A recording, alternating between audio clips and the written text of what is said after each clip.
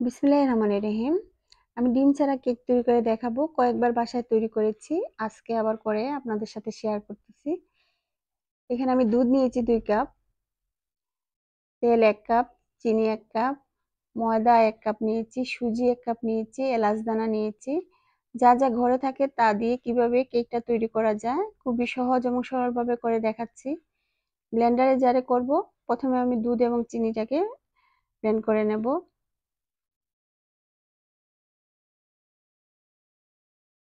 এখন সুজি দিয়ে দিলাম, তেল দিয়ে দেব,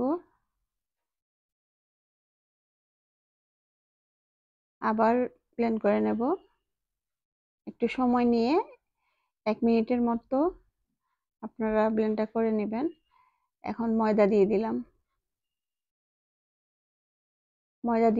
ময়দার উপরে আমি এলাচ দানাগুলো দিয়ে দিলাম। খুবই সহজভাবে করে দেখাচ্ছি। দুধ যেগুলো ছিল সেগুলো দিয়ে দিচ্ছি। আমি একটা গ্লাসে 2 কাপ দুধ নিয়েছিলাম, 2 কাপ দুধই দিয়ে দিলাম।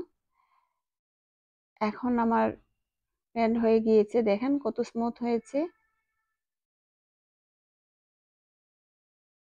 আপনারা যদি একটা জারের মধ্যে করে নেন তাহলে কষ্টও কম হবে, সময়ও কম লাগবে। আমি একটা বাটিতে ঢেলে দিলাম। ঘরে যা যা আছে তা দিয়েই তৈরি করে নেবেন। এখন আমি কি মিশাচ্ছি দেখাচ্ছি। 1 চামচ বেকিং পাউডার দিয়েছি, ইনো পাউডার দিয়ে দেব, পুরো প্যাকেটটাই দিয়ে দিচ্ছি, ছোট্ট একটা প্যাকেট, 1 চামচের মতোই হবে।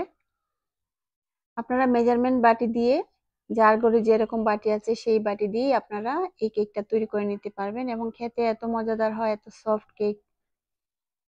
একটা বাটি আমি রেডি করেছি যেখানে কেক তৈরি করব। প্রথমে তেল দিয়ে দিয়েছি, এখন ময়দা একটু লাগিয়ে দিলাম। যা যা ঘরে আছে তা দিয়ে আপনারা করে নিতে পারবেন। আমি সেইভাবেই করে দেখাচ্ছি। কারো কাছে বেকিং পেপার থাকে না। এখন আমি বসিয়ে দেব চুলার মধ্যে।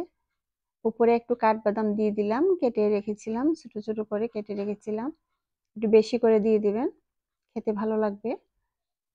আমি চুলায় বসিয়ে দিচ্ছি। 35 মিনিট লেগেছে সময় আমার। খুবই সুন্দর এবং খুবই ভালো একটা কেক তৈরি করে নিয়েছি আমি। এখন আনমোল করে নেওয়ার পর উল্টে নিয়েছি। উল্টে নেওয়ার পর এই ময়দাটাকে আমি চাকুর সাহায্যে কেটে নিচ্ছি। অবশ্যই ট্রাই করবেন। সবাই ভালো থাকবেন। আল্লাহ হাফেজ।